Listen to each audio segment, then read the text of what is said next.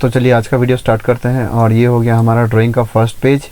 तो ड्राइंग का first page में जैसे कि आप देख सकते हैं यहाँ पे ब्रिज के बेसिक इन्फॉर्मेशंस प्रोवाइड किया गया है। तो बेसिकली ये पेज जो है, ये पेज काम आता है आपका ये HFL लेवल, LWL लेवल, उसके बाद में इसका बियरिंग का सेंटर टू सेंटर डिस्टेंस क्या है, एक्सपेंशन जॉइंट का सेंटर टू सेंटर जो इसका डायमेंशन है वो जानने के लिए। तो यहाँ बियरिंग का सेंटर जैसे कि दिया हुआ है 44.9 मीटर, और आप देख सकते हैं एक्सपेंशन जॉइंट का जो सेंटर टू सेंटर डिस्टेंस है वो दिया गया है 47.4 मीटर। तो चलिए देखते हैं बियरिंग का सेंटर टू सेंटर मतलब कहाँ से कहाँ तक लेते हैं। ये बियरिंग का सेंटर तक हो गया। तो ये बियरिंग का सेंटर से लेके लेफ्ट साइड का बियरिंग का सेंटर से लेके राइट साइड का बियरिंग का सेंटर तक आप देख सकते हैं ये हो गया हमारा बियरिंग का सेंटर। और ये सेंटर लाइन में ये देखिए यहाँ पे यहाँ तक दिया गया है। तो स्ट्रेट थ्रू इसी के अगर जाएंगे हम लोग तो देखते हैं यहाँ पे बियरिंग का सेंटर टू सेंटर डिस्टेंस दिया हुआ है जो कि 44.9 मीटर है। उसके बाद हो गया उसके ऊपर एक्सपेंशन जॉइंट का 47.4 मीटर दिया गया है। तो ये देख सकते हैं लेफ़्ट साइड में आप जाएंगे तो लेफ़्ट साइड में यहाँ तक है, यानी ये हो गया हम लोग का एक्सपेंशन जॉइंट जो कि यहाँ पे EJ लिखा हुआ है, देख सकते हैं EJ यानी एक्सपेंशन जॉइंट। तो एक्सपेंशन जॉइंट का यहाँ हो गया एक एंड, यहाँ हो गया लेफ़्ट साइड का एंड, और यहाँ हो गया हम लोग का राइट साइड का एंड। तो ये हो गया राइट साइड का एंड। तो जो है कितना दिया हुआ है बियरिंग का एक्सपेंशन जॉइंट का जो सेंटर टू सेंटर है वो 47.4 मीटर हो गया एक्सपेंशन जॉइंट का सेंटर टू सेंटर डिस्टेंस। अब एक्सपेंशन जॉइंट क्या होता है ये देखिए यहाँ पे ये जो हम लोगों का ब्रिज का जो बॉक्स गर्डर है, ये ब्रिज का बॉक्स गर्डर यहाँ तक ख़त्म हो रहा है। जो ब्रिज का जो कंपोनेंट है ये कंपोनेंट यहाँ ख़त्म होता है। इसके बाद में इसके इस साइड में देखेंगे तो यहाँ पे ये हो गया अप्रोच स्लैब। तो इसके और इसके बीच में एक गैप रहता है, उसी गैप को हम लोग एक्सपेंशन जॉइंट बोलते हैं। अक्सर आप अगर बिल्डिंग कंस्ट्रक्शन में काम किए हैं तो वहाँ भी देखे होंगे दो बिल्डिंगों के बीच में गैप रहता है, उसी गैप को हम लोग बोलते हैं एक्सपेंशन जॉइंट। चलिए तो ये क्लियर है। अब हम लोग नेक्स्ट देखते हैं। नेक्स्ट हो गया हम लोगों का ये जो हम लोग का PSC, ये जो हम लोग का ब्रिज है ये PSC बॉक्स गर्डर ब्रिज है। तो इसका जो हाइट है वो PSC बॉक्स गर्डर का हाइट रहेगा 3250 mm, 3.25 मीटर आप बोल सकते हैं। 3.25 मीटर हो गया इसका हाइट, जो बॉक्स गर्डर रहेगा उसका हाइट हो गया। फिर यहाँ पे हो गया FRL लेवल कितना है 1108.5 मीटर है। तो FRL लेवल, फिर उसके बाद में आप यहाँ पे देख सकते हैं यहाँ पे दिया हुआ है फाउंडेशन लेवल, FDN लेवल जो दिया गया है ये फाउंडेशन लेवल। ये सब चीज़ क्या में काम आता है वो मैं आपको बाद में बताऊँगा। वीडियो में आगे हमारे साथ बने रहिए, मैं वहाँ आपको बताऊंगा कि उसके बाद में हो गया। फिर यहाँ पे हम लोगों का जो ये एबटमेंट है, ये एबटमेंट का टोटल डिस्टेंस कितना है। ये जो एबटमेंट है सबसे पहले जब हम लोग इसका कंस्ट्रक्शन में आएंगे तो पहले हम लोग एक्सकेवेशन करेंगे। एक्सकेवेशन करने के बाद में फिर यहाँ पे हम लोग का जो ये PCC किया जाएगा, जो कि देख सकते हैं यहाँ पे PCC दिया हुआ है। यहाँ पे आप देख सकते हैं 100 mm thick PCC levelling course of M15 type. ये यहाँ पे हम लोगों को 100 mm थिक PCC करना है। PCC के ऊपर में हम लोगों का जो ये एबटमेंट है, ये एबटमेंट का जो फुटिंग है एबटमेंट का फुटिंग आएगा, ठीक है। और उसके बाद में हो गया ये शाफ्ट जिसका हाइट 7 मीटर है और जिसका ब्रेथ 2 मीटर है। और हम लोग का जो ये एबटमेंट फुटिंग हो गया, एबटमेंट फुटिंग का ये जो हम लोग का एबटमेंट फुटिंग है ये टोटल आपका इधर 7.5 2 + 3 12.5 मीटर का एबटमेंट फुटिंग है। कितना इसका डिस्टेंस है, ये मेजरमेंट्स, बेसिक मेजरमेंट्स इसमें दिया गया है। ये सब तो एक्सप्लेन करने का ज़रूरत नहीं है। ये हो गया हमारा विंग वाल, ठीक है। 300 mm का बोल्डर पिचिंग करना पड़ता है 150 mm थिक फिल्टर मीडिया के ऊपर, ठीक है। ये जो छोटा छोटा सर्कल्स हो गया ये हो गया हम लोग का वीक फॉल्स। इस पेज में जो है बस बेसिक डायमेंशंस दिया गया है और एबटमेंट के बारे में डिटेली डिस्कस किया गया है ये थर्ड पेज में। तो जब मैं थर्ड पेज का वीडियो बनाऊंगा तो उसमें ये सारा डायमेंशंस का मैं क्लियर कर दूंगा। ये हो गया एबटमेंट का फुटिंग। एबटमेंट फुटिंग के ऊपर में आया ये शाफ्ट, और शाफ्ट के बाद में इसके ऊपर देखिए यहाँ पे क्या बन रहा है, boulder pitching 300 mm over thick 150 mm filter media, यानी 150 mm थिक फिल्टर मीडिया के ऊपर में 300 mm का बोल्डर पिचिंग होगा, ये बनेगा।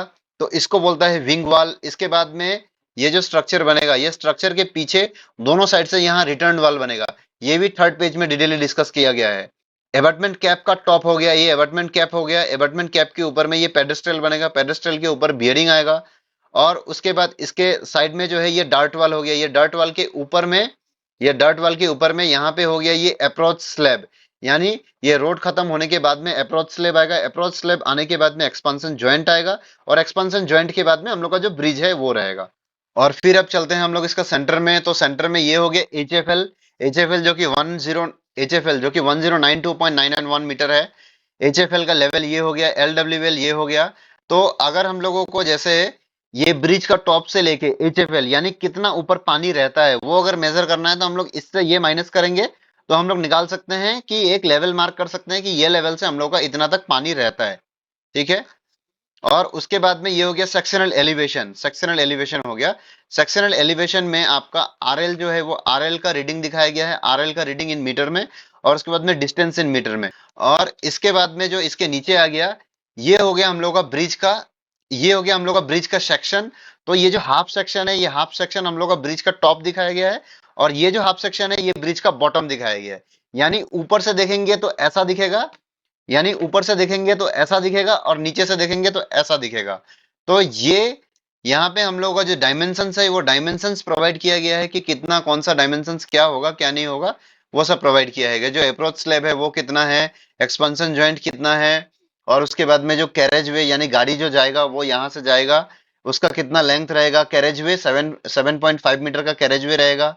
उसके बाद में 450 का हैंड रेल्स आएगा, उसके बाद में 1.5 मीटर का फुटपाथ आएगा, उसके बाद में 500 mm का क्रैश बैरियर आएगा।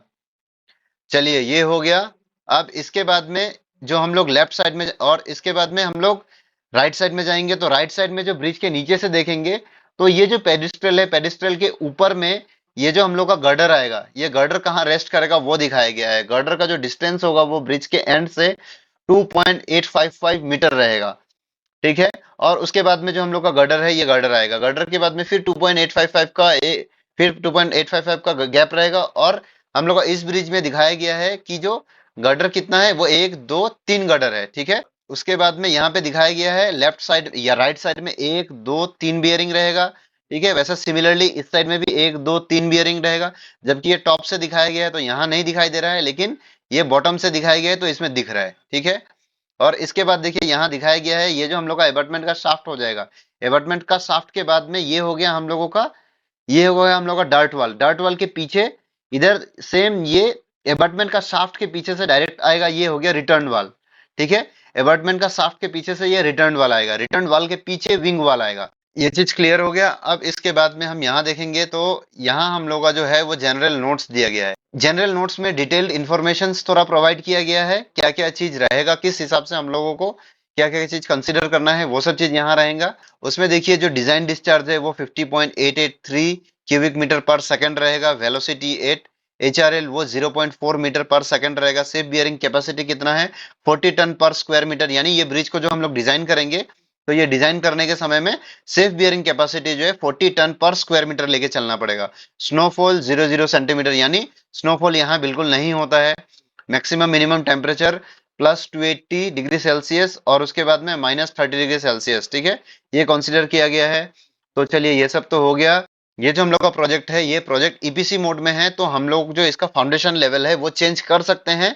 और चेंज कैसे कर सकते हैं, हम लोग प्लेट लोड टेस्ट करके, या फिर और उसके बाद में grade of concrete M35 use करना है सब स्ट्रक्चर के लिए। ग्रेड ऑफ स्टील हम लोगों को इतना मेंटेन करना है, लैप लेंथ फिर 72D प्रोवाइड करना है। कंक्रीट कवर जो है वो राफ्ट के लिए 75 mm और concrete cover for wall 50 mm provide करना है। ठीक है। तो इस पेज में बस इतना ही इंफॉर्मेशन प्रोवाइड किया गया है। ठीक है। और इसके बाद में हम लोग जब नेक्स्ट वीडियो में हम लोग देखेंगे जो नेक्स्ट पेज का डिटेल्स देखेंगे। ठीक है।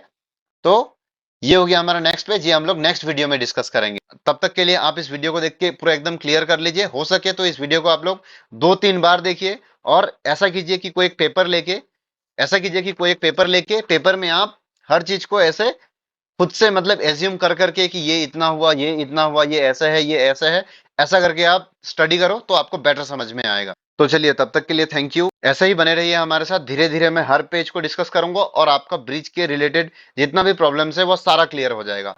Thank you.